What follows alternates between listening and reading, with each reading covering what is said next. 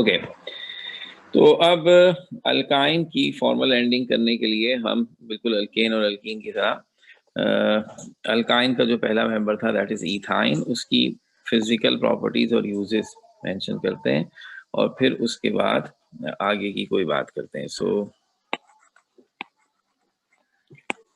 Physical properties of ethyne.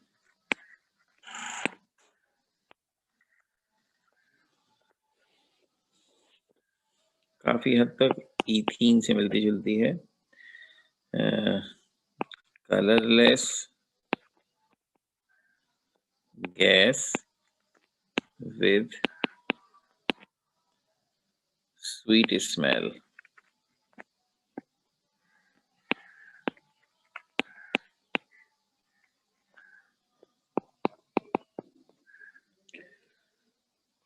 Sparingly soluble in water.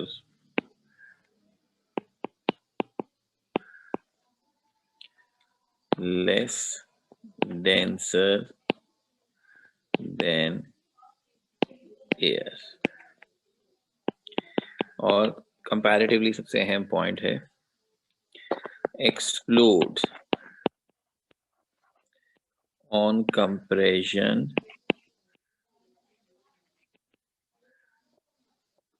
to a liquid due to unstable nature. हम इसे temperature कम करके cool करें और फिर लिक्विड बनाएं, ये तो सही है, लेकिन अगर कंप्रेस करके बनाते हैं तो अनस्टेबल नेचर की वजह से बात हुआ ये एक्सप्लोड हो जाती है। फिर इसके यूजेस,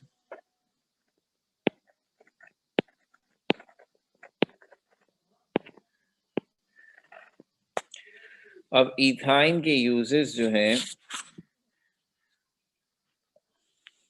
उसका एक दफा हमने तस्करा आपसे किया था, अगर आपको याद हो, जब हम चैप्टर 2 पढ़ रहे थे atomic hydrogen torch, atomic hydrogen के यूजेस में था वो एक वेल्डिंग गन थी और मैंने उस वक्त आपसे कहा था कि जो कॉमन वेल्डिंग गन है वो ऑक्सी एसिटाइलिन कहलाती है, जिसमें ऑक्सीजन और एसिटाइलिन इस्तेमाल होती है। जो एसिटाइलिन है ये इथाइन का कॉमन नेम है, तो इथाइन को कॉमन नेमिंग में हम कहते हैं एसिटाइलिन। तो ये इस वेल्डिंग गन में इस्तेमाल होती है, जिसमें ये जो ऑक्सी एसिटाइलिन फ्लेम है जो वेल्डिंग के लिए यूज होता है, उसका टेम्परेचर तकरीबन 3200 से 4200 के बीच में होता है। सो पहला यूज यही है कि it is used for the preparation of oxy acetylene flame,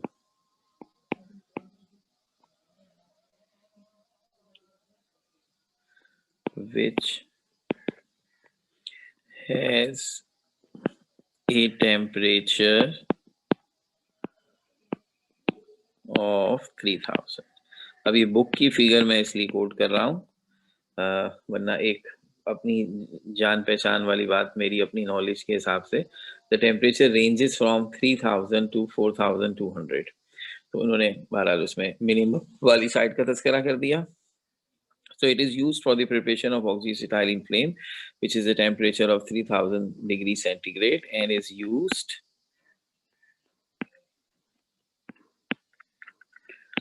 for welding.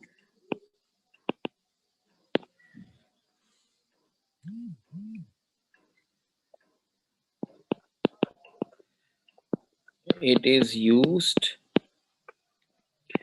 in the preparation of acetaldehyde। ये कॉमन नेम है इथानल का, that is the second member of aldehyde. और आपको याद आएगा जब आपने इथाइन में वाटर ऐड किया था तो उसके नतीजे में इथानल बना था, which is acid aldehyde in common naming.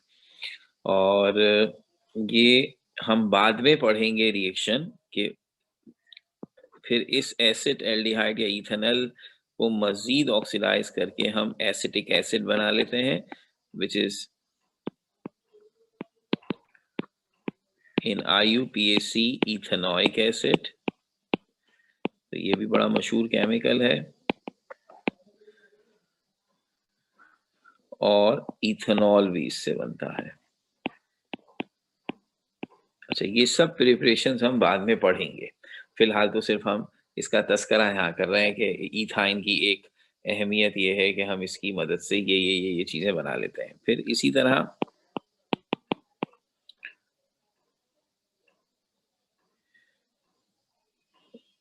it is also used to manufacture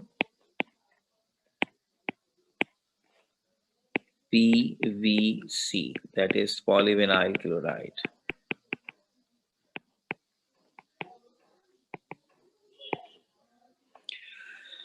तो जनाब ये तमाम बातें हो गई। अच्छा, अब हम ये जैसे मैंने अल्केन में भी किया था, अल्कीन में भी और अब अल्काइन में भी, दिस इज फॉर MCQs। और हम अब सरप्राइजिंगली कहीं भी कोई भी देख सकते हैं MCQ, चाहे वो हमारे एनुअल एग्जाम के पॉइंट ऑफ व्यू से हो या फिर उसके बाद यूनिवर्सिटी के एग्जाम्स के पॉइंट ऑफ व्यू से हो। तो ये चीजें जो हैं अमूमन इग्नोर कर दी जाती हैं। ऐसी बात है, बच्चों को ऑर्गेनिक में अब रिएक्शंस की इतनी हाइप होती है कि सारी तवज्जो वहीं होती है ना, तो छोटी छोटी बातों को वो अमूमन इग्नोर मार देते हैं। और ये वो बातें जो कॉन्सेप्ट से नहीं आ सकती ना, ये तो फैक्चुअल नॉलेज है, तो याद किया हुआ होगा तो पता चलेगा। अब उन्होंने पूछ लिया MCQ, तो अब मेमोरी रिकॉल है, अगर आपने मेमोराइज ही नहीं किया हुआ तो ये तो नहीं हो सकता कि आप कहें मैंने समझ के कर लिया, समझने वाली चीज़ ही नहीं है, इसलिए इन पर ज़रा तवज्जो देनी पड़ती है। अच्छा, अब आखिरी एक छोटी सी बात अल्काइन से रेलिवेंट और बड़ी अहम, वो क्या है? वो है जनाब कॉमन नेमिंग ऑफ अल्काइंस। अच्छा, अब हमने जब आपको IUPAC नेमिंग कराई थी इतनी तफसील से, तो उस वक्त मैंने आपसे कहा था कि जो कॉमन और ट्राइवियल नेम है, चूंकि वो बहुत ही थोड़े थोड़े से हैं हर टॉपिक के, तो वो हम अपनी थ्योरी के साथ साथ पढ़ेंगे ताकि IUPAC से उन्हें कंफ्यूज ना कर लें। तो अब IUPAC किए हुए तो अरसा हो गया ना, पक्के हो गए, तो अब वो थोड़े थोड़े से नाम जिस जिसके हैं हम पढ़ाएंगे। अच्छा, अब अल्केन, अल्कीन और अल्काइन अगर हम बुक में से निकाल कर देखें तो वहां कहीं भी कॉमन नेमिंग का कोई तस्करा नहीं है। तो हमने भी नहीं किया, ना अल्केन में किया ना अल्काइन में किया, अल्कीन में किया। लेकिन अल्काइन में एक पहली बात, एक तो बड़ा सिस्टमैटिक कॉमन नेमिंग का सिस्टम था, गो के बुक में डिस्कस नहीं हुआ है, लेकिन उसमें से सवाल किताब के असाइनमेंट में भी हैं और पेपर में भी आए हैं। इस लिहाज से हम इसका वो थोड़ा सा तस्करा कर रहे हैं एहतियातन। ये मैंने इसलिए बता दिया कि आप में से कोई ढूंढे तो उसे तो मिलेंगे ही नहीं किताब में, और है भी कोई इतना खास नहीं, थोड़ा सा ये। अलबत्ता इसके बाद अब जो हम टॉपिक पढ़ेंगे फ्रॉम बेंजीन टू ऑनवर्ड, उस सब में कॉमन नेमिंग का बुक में बाकायदा तस्करा होगा, और जितना जितना होगा हम उतना उतना इंशाल्लाह साथ साथ करते रहेंगे। तो अभी अभी मैंने आपको बताया अल्काइंस की कॉमन नेमिंग की का आगाज उस किस नाम से हो रहा है कि जो ये सबसे पहला मेंबर है ना अल्काइंस का, दैट इज इथाइन, इसे कॉमन नेमिंग में कहते हैं एसिटाइलीन। अभी भी बताई थी ना ये बात। और सारी कॉमन नेमिंग अल्काइंस की इसी नाम से बेस करती है, क्योंकि जो कॉमन नेमिंग वाले हैं, मैंने आपको बहुत शुरू में एक बात कही थी कि कॉमन नेमिंग के फ्लॉप होने का, फेल होने का रीजन यही था कि ये सिंपल मॉलिक्यूल्स के हद तक तो चल गया, जहां कॉम्प्लिकेशंस बढ़ी वहां ये सिस्टम फ्लॉप हो गया। मिसाल के तौर पर अब यहाँ इसका हिसाब ये है कि अल्काइन से मुराद हर वो ऑर्गेनिक कंपाउंड है जिसमें कम से कम एक ट्रिपल बॉन्ड हो, एक से ज्यादा भी हो सकते हैं। तो IUPAC वाले डायाइन लगा देते थे, ट्रायाइन लगा देते थे।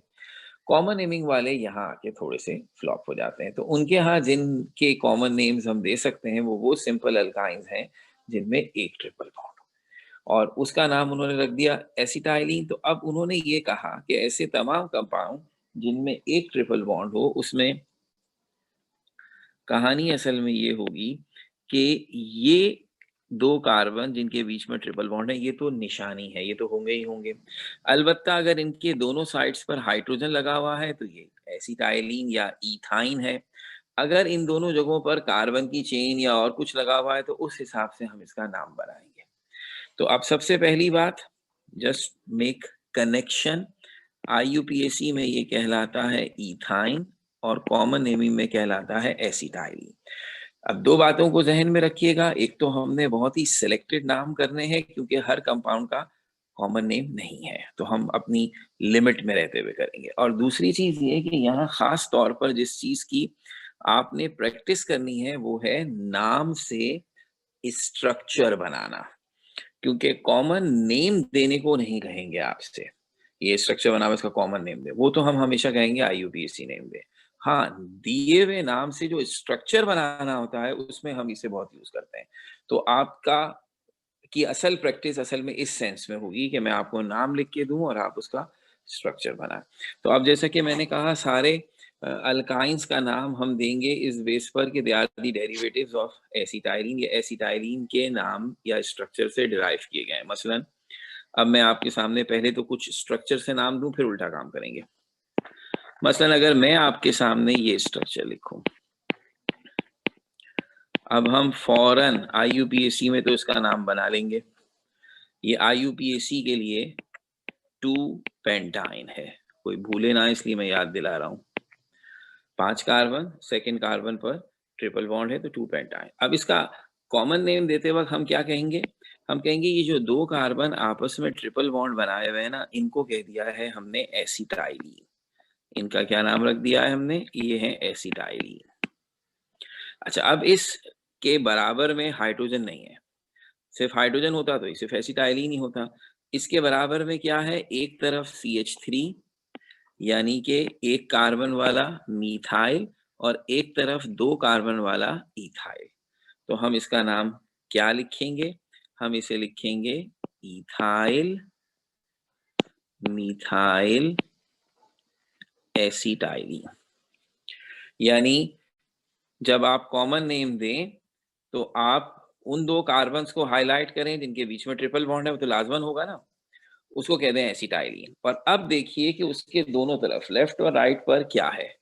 तो जो भी जितने भी कार्बन वाली ब्रांच है उसका नाम आप एसिटाइलिन के नाम से पहले रख दें, और कॉमन नेमिंग में अल्फाबेटिकल ऑर्डर का भी ख्याल रखने की जरूरत नहीं होती।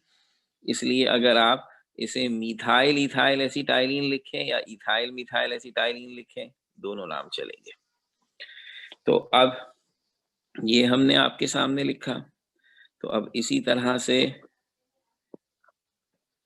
अगर फर्ज कर लें ये ऐसे होता कि ट्रिपल बॉन्ड के एक तरफ हाइड्रोजन और एक तरफ 2 कार्बन वाला इथाइल। तो अब इसका तो नाम हमने एसिटाइलिन रखना है, इसका नाम हमने इथाइल रखना है। जिस साइड पर हाइड्रोजन है उसको तो हम नाम ही नहीं देते, तो इसका मतलब है इसे सिर्फ कहेंगे इथाइल एसिटाइलिन। अब एसिटाइलिन से पहले सिर्फ इथाइल लगने का मतलब ही यही है कि एसिटाइलिन के कार्बन्स में एक तरफ हाइड्रोजन है और एक तरफ इथाइल ग्रुप है। हाइड्रोजन के होने के बारे में लिखने की जरूरत नहीं है। तो अब जरा सा आपसे उम्मीद रखूं कि मैं आप ट्राई करेंगे इसको।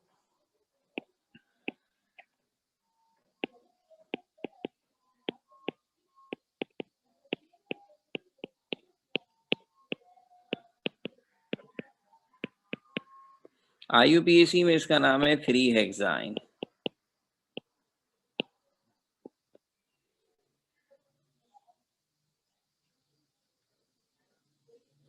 अब आप हाथ खड़ा करें और मुझे बताइए आपके ख्याल में इसका कॉमन नेम क्या होगा?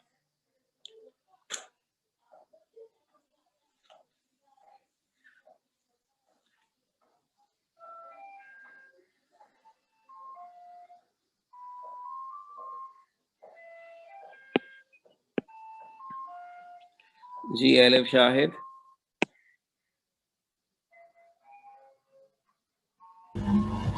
Sir diethyl acetylene.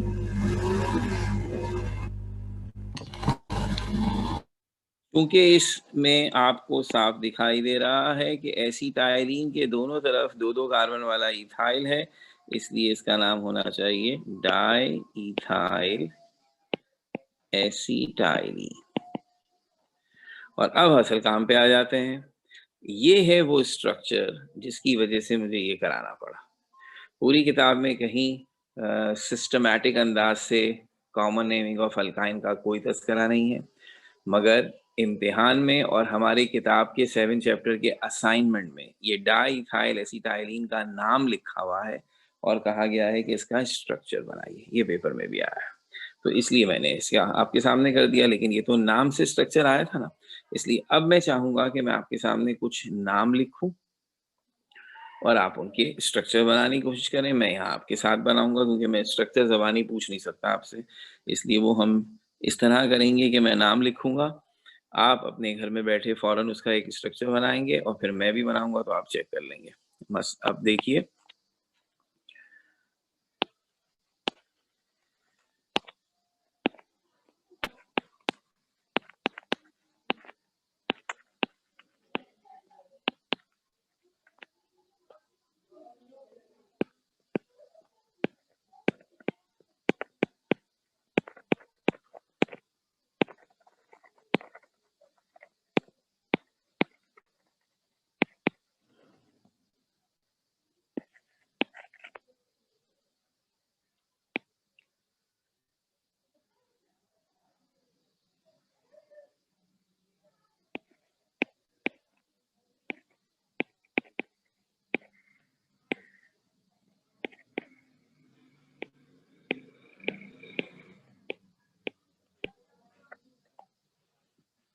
तो अब आपको इन तीनों के स्ट्रक्चर्स बनाने हैं।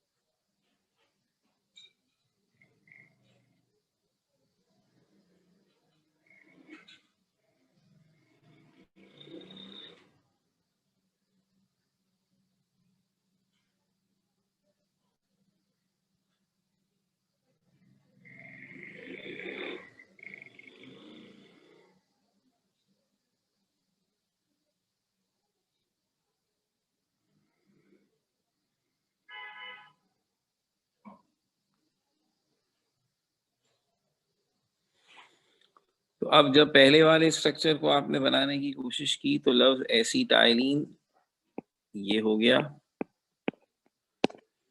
अब लेफ्ट या राइट कहीं भी आप इथाइल बनाएंगे और दूसरी साइड पर प्रोपाइल बनाएंगे, तो इथाइल इज 2 कार्बन CH3CH2 और propyl is 3 carbon like this. और अब अगर आप चाहें तो इसका ऐसे ही just for the sake of practice अगर हम इसका IUPAC नेम लिखें तो दिस इज 3 हेप्टाइन। इसी तरह अब नीचे देखिए, एसिटाइलिन के लिए हमने 2 कार्बन के बीच में ट्रिपल बॉन्ड बनाया। अब उसके एक तरफ मिथाइल होगा, एक तरफ आइसोप्रोपाइल होगा। मिथाइल तो ऐसे हो गया और आइसोप्रोपाइल मेरा ख्याल है अब इतनी दफा आ चुका है कि अब तो नहीं भूल होंगे हम इसे। और just for the sake of practice, क्योंकि ये जरूरत नहीं है इसकी, लेकिन अपनी प्रैक्टिस के लिए अगर हम इसका IUPAC नेम बनाएंगे तो गिनती राइट साइड से शुरू होगी और ये बनेगा 4 methyl 2 pentyne and acetylene again, एक तरफ आइसोब्यूटाइल एक तरफ न्यू पेंटाइल।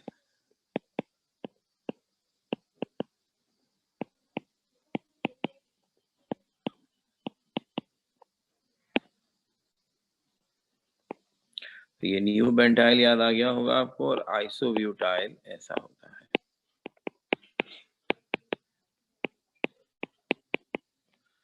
और अब अगर मैं इसका IUPAC नेम बनाना चाहूँ तो गिनती उस साइड से शुरू होगी। ट्रिपल बॉन्ड दोनों साइड से एक ही पोजीशन पर है जहां ज्यादा ब्रांचेस हैं, यानी यहां से। सो इसका नाम बनेगा 2,2,7 ट्राइमीथाइल 4-ऑक्टाइन। ठीक हो गई बात। ये जरूरत से कुछ ज्यादा ही कर दी, क्योंकि मैंने आपको बताया सिर्फ एक नाम था डाइथाइल एसिटाइलिन जो बुक में है, जिसकी वजह से मैंने मुनासिब समझा कि ये एक छोटा सा हिस्सा आपको जरूर करा दिया जाए। Now this is all about alkane alkene alkyne. जब हमने चैप्टर शुरू किया तो मैंने आपसे एक बात का तस्करा किया कि अल्केन एल्कीन अल्काइन के 3 एस्पेक्ट्स हैं। एक इनके मेथड्स ऑफ प्रिपरेशन, एक इनके रिएक्शन और एक इनका स्ट्रक्चर। और स्ट्रक्चर में हम इन्हें हाइब्रिडाइजेशन की मदद से एक्सप्लेन करते हैं। हमने मेथड्स ऑफ प्रिपरेशन किए, हमने इनका रिएक्शंस किए और अब रह गया स्ट्रक्चर। तो उसके लिए हम अब हाइब्रिडाइजेशन की मदद से वो हिस्सा भी करना चाहेंगे। उसे शुरू में मैंने इसलिए थोड़ा सा डिले किया था कि उस वक्त भी और अभी भी एक खबर चल रही थी कि हमारे सिलेबस में कुछ चीज़ें जो हैं वो कम की जाएंगी और रिड्यूस सिलेबस से इम्तिहान लिया जाएगा। और अक्टूबर के महीने में एक पूरा चल भी गया रिड्यूस सिलेबस मीडिया में। तो उस वक्त से लेकर अब तक हम उसके पीछे लगे हुए हैं और अभी तक ना डायरेक्टरेट और ना ही बोर्ड उनको अप्रूव करने को या एक्सेप्ट करने को तैयार नहीं है। ये अब तक की खबर यही है। ये कहा जा रहा है कि इस पर अभी काम हो रहा है, इसमें कुछ ऊंच नीच सही की जा रही है और इसको मॉडल पेपर के साथ बोर्ड वाले, इंटरमीडिएट बोर्ड वाले बहुत जल्द जो है वो हमें देंगे। तो वो अभी तक नहीं दिया है। तो अब उस चक्कर में हम इस पोजीशन में नहीं हैं कि उसको फॉलो करते हुए या उस पर भरोसा करते हुए तो कौन सा पढ़ाएं कौन सा टॉपिक नहीं पढ़ाएंगे, तो भी पता तो चल गया ना। तो उन्हें लगा कि वो वाला टॉपिक नहीं है सर, आप क्यों पढ़ा रहे हैं, ये क्यों टेस्ट आ रहा है। तो अभी तक ये पेपर में होंगे, अभी कुछ नहीं पता कि वो कितना रिड्यूस करेंगे क्या नहीं करेंगे। तो हम अभी यही है कि हम ऐसी किसी खबर उस वक्त तक बिल ना करें जब तक बिल कंफर्म हो जाए। ठीक है, और अभी तक नहीं हुआ है। ठीक है, ये जो भी सभी कानून चल रहा हूँ, अब 1 घंटे बाद जाए तो भाई मेरी बात खराब हो जाएगी और कुछ नहीं होगा। लेकिन फिलहाल आज सुबह तक की तमाम खबरें ये हैं कि उन्होंने ये यकीन दिलाया कि जब भी होगा ऐसे ही होगा कि किसी कान में आके बता दें। प्रॉपर वो लोग मॉडल पेपर के साथ बताएंगे कि कैसा है, जो अभी तक तय नहीं हुआ है। अच्छा, अब हाइब्रिडाइजेशन को हमने रोक लिया था। उसकी वजह ये थी कि ये बिल्कुल एक अलग थलग टॉपिक था और इस टॉपिक को फर्स्ट ईयर में चैप्टर 4 में पढ़ाया गया था बड़ी तफसील के साथ। अब वो चैप्टर भी बहुत सारों ने सिरे से नहीं पढ़ा था, क्योंकि उस वक्त जिन्होंने चैप्टर 4 सबसे एंड पे रखा हुआ था, तो जाहिर सी बात है वो तो ध्यान ही नहीं हुए और आखिर में क्लासेस भी अफेक्टेड हो गई थी। तो इसलिए मेरा काम है कि मैं इसे इस तरह पढ़ाऊं जैसे इसे कभी किसी ने पहले नहीं पढ़ा, ताकि अल्कीन अल्कीन अल्काइन के भी स्ट्रक्चर हो जाए। बाय द वे मैं एक बात और बता दूं कि प्रोपोज्ड रिड्यूस सिलेबस आया था जो भी कंफर्म नहीं हुआ, उस जो जिसकी वजह से वो अभी ज़ेरे बहस है और उस पर काम हो रहा है, वो ये है कि उसमें एक अजीब गरीब कहानी थी कि अल्केन अल्कीन अल्काइन का स्ट्रक्चर तो नहीं था, लेकिन अब जो हम टॉपिक शुरू करेंगे बेंजीन उसका था। तो अब अगर मुझे बेंजीन का स्ट्रक्चर पढ़ाना है, उसके लिए मुझे हाइब्रिडाइजेशन पढ़ानी ही पड़ेगी। तो फिर अब ये कैसे हो सकता है कि मैं हाइब्रिडाइजेशन ना हूं और बेंजीन का स्ट्रक्चर पढ़ा दूं। तो अब यूं समझ लीजिए कि हम ये जो सब कुछ पढ़े है बड़ा आसान सा, तो इसमें अब हम अल्केन अल्कीन अल्काइन का भी स्ट्रक्चर पढ़ेंगे और बेंजीन का तो पढ़ना ही है, तो वो भी पढ़ लेंगे। तो आइए शुरू कर देते हैं बात। सबसे पहली बात, ये हाइब्रिडाइजेशन क्या होती है। लफ्ज हाइब्रिडाइजेशन का मतलब है मिक्सिंग। पूरा नाम है ये ऑर्बिटल हाइब्रिडाइजेशन, यानी मिक्सिंग ऑफ ऑर्बिटल्स। और इसका बैकग्राउंड क्या है ये समझते हैं। तमाम ऑर्गेनिक कंपाउंड्स, उनका सबसे अहम एलिमेंट है कार्बन। हर कंपाउंड में कार्बन लाजमन होता है। तो तमाम ऑर्गेनिक कंपाउंड ये हम ये कहते हैं कि उनका सेंट्रल एटम कार्बन होता है। सेंट्रल एटम से मुराद होती है ऐसा एटम जिसके साथ सबसे ज्यादा बॉन्ड्स बने हुए हैं। कार्बन की वैलेंसी 4 है, सबसे ज्यादा बॉन्ड बनाए हुए हैं, और मॉलिक्यूल का जो स्ट्रक्चर होता है वो सेंट्रल एटम के ऊपर डिपेंड करता है। इसलिए कार्बन है सेंट्रल एटम, और हमें तमाम ऑर्गेनिक कंपाउंड्स के शेप को समझने के लिए कार्बन की हाइब्रिडाइजेशन को समझना होगा। यानी हम ये एक थ्योरी हमने बनाई जिसके मुताबिक जब कोई एटम बॉन्डिंग करता है तो उसके अंदर उसके लास्ट ऑर्बिट में जो सबशेल और ऑर्बिटल्स होते हैं उनके अंदर कुछ तब्दीलियां आती हैं, और उन तब्दीलियों की वजह से वो एक खास ज्योमेट्रिकल शेप हासिल करते हैं। वो कैसी चेंजेस हैं, वो कैसी तब्दीलियां हैं, वो हम इस हाइब्रिडाइजेशन की वजह से समझते हैं। तो इसके लिए जरूरी है क्या कि हम सबसे पहले बात करें एक कार्बन के एटॉमिक नंबर की। कार्बन का एटॉमिक नंबर है 6। उसकी इलेक्ट्रॉनिक कॉन्फ़िगरेशन है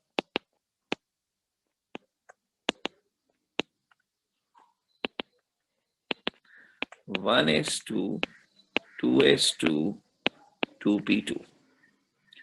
ठीक हो गई बात? अच्छा, अब ये जो कॉन्फ़िगरेशन है इसमें ये है इसका लास्ट ऑर्बिट 2s2 2p2 जिसमें 4 इलेक्ट्रॉन है। अच्छा, अब 2s2 का मतलब है कि 2s सब शेल में 2 इलेक्ट्रॉन है। तो अगर मैं 2s का सब शेल ऐसे बॉक्स में बनाऊं तो इसमें 2 इलेक्ट्रॉन ऐसे पेयर बनाकर होंगे, एक की स्पिन अलग दूसरे की स्पिन अलग। अच्छा, और 2p में आप सबको पता है 3 ऑर्बिटल्स होते हैं, एक px, एक py और एक pz। सबको पता है। तो ये 3 डब्बे बना दिए, 1 for px, 1 for py, 1 for pz। इसमें है 2 इलेक्ट्रॉन, 2p2 है। तो आपको याद है हमने हुंस रूल पढ़ा था फर्स्ट ईयर में, जिसके मुताबिक अगर आप एक ही सब शेल के ऑर्बिटल्स में इलेक्ट्रॉन्स रखते हैं तो उसका तरीका ये होता है कि पहले सब ऑर्बिटल्स में एक एक इलेक्ट्रॉन आता है, जब सारे ऑर्बिटल्स में एक एक इलेक्ट्रॉन आ जाए तब वो पेयरिंग शुरू करते हैं।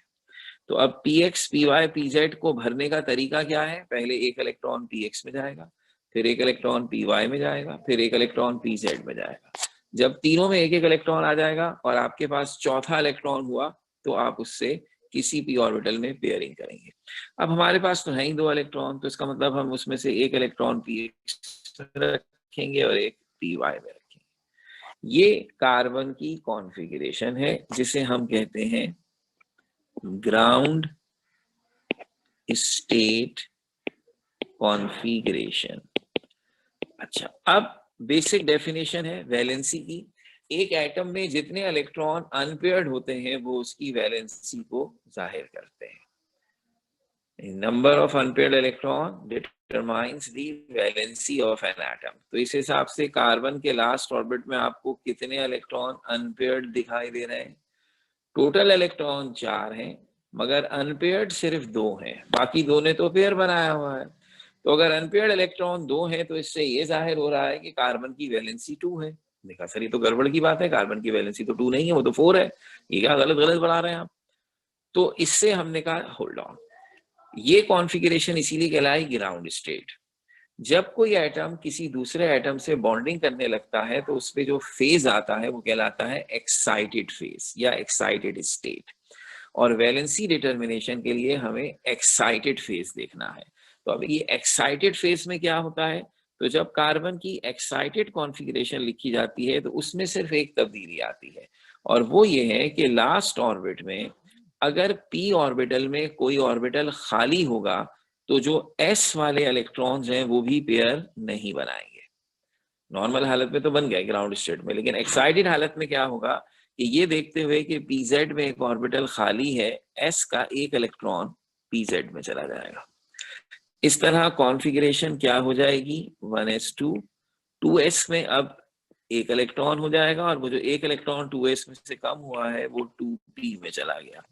तो एक्साइटेड हालत में कार्बन की configuration 1s2 2s1 2p3।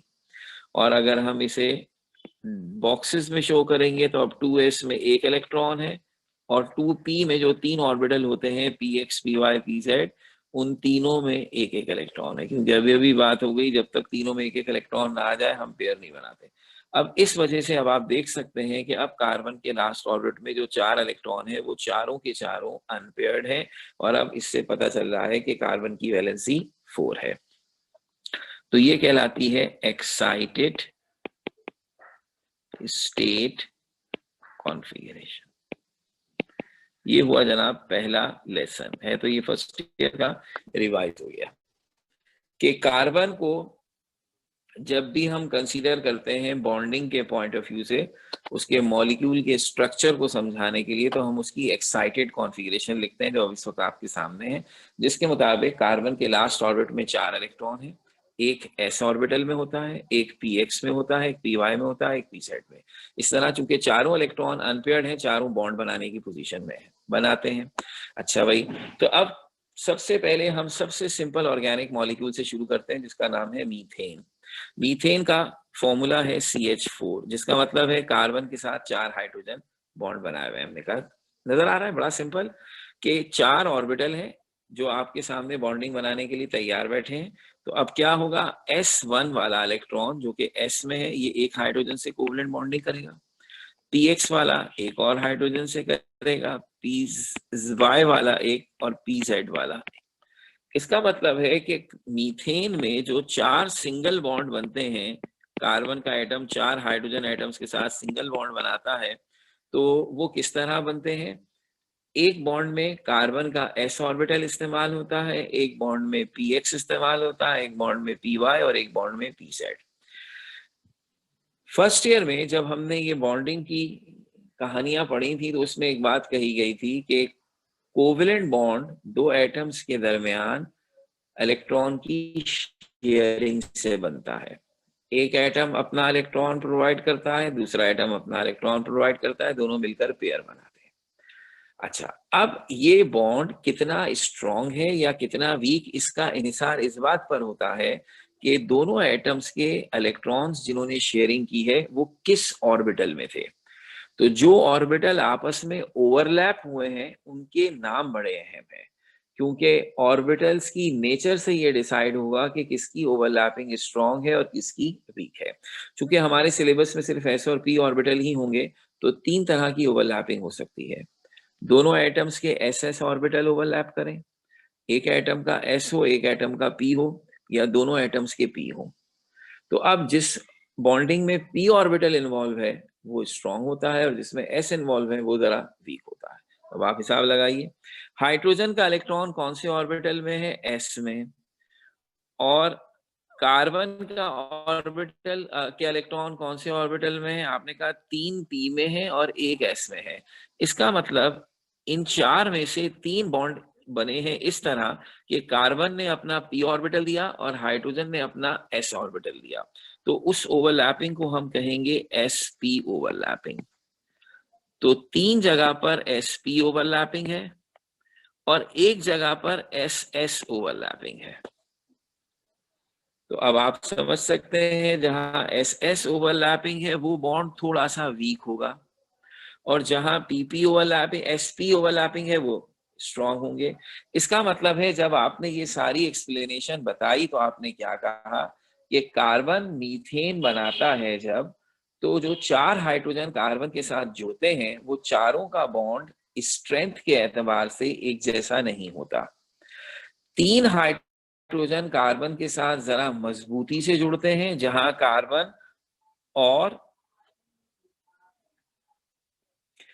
Carbon का p और हाइड्रोजन का s ऑर्बिटल है। लेकिन एक हाइड्रोजन का बॉन्ड ऐसा है जो रिलेटिवली वीक है, जहां कार्बन और हाइड्रोजन दोनों के ss ऑर्बिटल मिले हुए हैं। ये है मीथेन की सिचुएशन इस पूरे कहानी से। ठीक हो गई बात। अब आपको एक और बात भी पता चलनी चाहिए, जो बॉन्ड स्ट्रांग होता है उसमें एटम एक दूसरे के करीब आ जाते हैं, इसका मतलब है उनके दरमियान फासला कम हो जाता है। जो बॉन्ड वीक होता है वहां एटम एक दूसरे से जरा दूर होते हैं। तो अब हमारी इमेजिनेशन ये है कि मीथेन में 3 हाइड्रोजन कार्बन के निस्बतन करीब है और एक हाइड्रोजन निस्बतन दूर है। बिकॉज ऑफ दिस हाइपोथेसिस, मैं इसे हाइपोथेसिस इसलिए कह रहा हूं कि ये हमने अपनी लॉजिक बनाई और बड़ी स्ट्रॉन्ग लॉजिक थी। करना खुदा का ये हुआ कि 1940s में हमने एक टेक्निक डिस्कवर की जिसका नाम था एक्सरे क्रिस्टलोग्राफी। ये भी आपने फर्स्ट ईयर की फिजिक्स में नेचर ऑफ लाइट के चैप्टर में टॉपिक था, पता नहीं अब याद हो या ना हो, बहरहाल इसकी अभी फिलहाल बहस नहीं। उस टेक्निक की मदद से हम क्या करते हैं कि जब मॉलिक्यूल्स में से एक्सरे गुजारते हैं तो हम ये हिसाब लगाने में कामयाब हो जाते हैं कि उस मॉलिक्यूल में जो एटम है वो एक दूसरे से कितनी दूर है। हमने मीथेन में से एक्सरे गुजारी और हम क्या कंफर्म करना चाहते थे कि हमें ये रिजल्ट मिले कि मीथेन में 3 हाइड्रोजन कार्बन के करीब हैं और एक जरा दूर है। अगर ये रिजल्ट आ जाता तो इसका मतलब होता ये जो हमने सारी कहानी आपको सुनाई है ये 100% दुरुस्त है, किस्सा खत्म हो जाता। अनफॉर्चुनेटली ऐसा नहीं हुआ। जब हमने मीथेन में से एक्सरे गुजार कर उसका एनालिसिस किया तो बड़ा ही सरप्राइजिंग रिजल्ट आया। सरप्राइजिंग रिजल्ट यह आया कि कार्बन मीथेन में जिन 4 हाइड्रोजन के साथ बॉन्ड बनाता है वो चारों हाइड्रोजन कार्बन से सेम डिस्टेंस पर है। कार्बन चारों हाइड्रोजन के साथ एक जैसा डिस्टेंस रखता है। एक जैसे डिस्टेंस का मतलब है चारों हाइड्रोजन कार्बन के साथ एक जैसी बॉन्डिंग करते हैं और एक जैसी बॉन्डिंग करने का मतलब है चारों हाइड्रोजन्स में जो ऑर्बिटल्स इन्वॉल्व हैं वो भी एक जैसे हैं। सर ये तो नहीं हो सकता। कार्बन के लास्ट ऑर्बिट में 4 ऑर्बिटल एक जैसे नहीं है, 3 p ऑर्बिटल है, एक s है। ये कैसे हो सकता है? मगर ये हो रहा है। ये था वो प्रॉब्लम जिसकी वजह से हाइब्रिडाइजेशन का आइडिया आया। अब यहाँ से इंशाल्लाह ये बैकग्राउंड मैंने आपको समझाया है, आराम आराम से, कोई जल्दी नहीं है, तो यहाँ से हम इसे कंटिन्यू करेंगे। अब चूंकि वक्त खत्म हो रहा है तो अब ये स्लाइड्स तो मैं आपसे शेयर कर लूंगा, लेकिन साथ ही साथ कमिंग वेडनेसडे को हमारा टेस्ट है, उसकी बात कर ली जाए।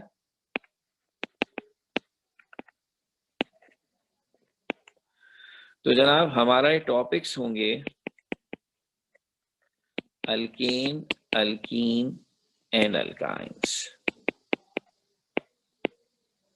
अब हमने अल्केन और अल्कीन्स के मेथड ऑफ प्रिपरेशन तक का टेस्ट ले लिया था। अल्कीन के रिएक्शंस और अल्काइन पूरा नया टॉपिक है जिस पे ज्यादा फोकस करूंगा, लेकिन मैं पीछे की चीजें भी एज ए रिवीजन दे सकता हूं। So from the method of preparation of alkane till the common naming of alkyne जो हमने पढ़ा अभी, हाइब्रिडाइजेशन बीच में बतलाएगा, ये पूरा हमारा टेस्ट का टॉपिक होगा। इसी में से हम एमसीक्यूज और थ्योरी पूछेंगे। ये मैंने इसलिए किया है कि पिछले टेस्ट वाले रिएक्शंस भी इंक्लूड किए हैं, क्योंकि इन टॉपिक्स की सबसे इंपॉर्टेंट बात ही यही है कि रिएक्शंस एक दूसरे में कंफ्यूज्ड होते हैं। तो हम चाहेंगे ये कि ये सब मिलाकर भी एक दफा देखें ताकि आपकी अच्छी से अच्छी प्रैक्टिस हो। बल्कि हमारी कोशिश होगी कि आइंदा वाले टॉपिक्स में जब दिया करेंगे तो पीछे की चीजें जरूर शामिल करेंगे ताकि बार बार उन्हें पूछकर उन्हें पक्का किया जाए। ठीक है, तो अब ये हमारे टेस्ट टॉपिक्स होंगे इंशाल्लाह, और ये स्क्रीन मैं आपसे शेयर कर लूंगा, उसमें टॉपिक्स भी आ जाएंगे ताकि किसी के लिए कोई कंफ्यूजन ना रहे। Thank you.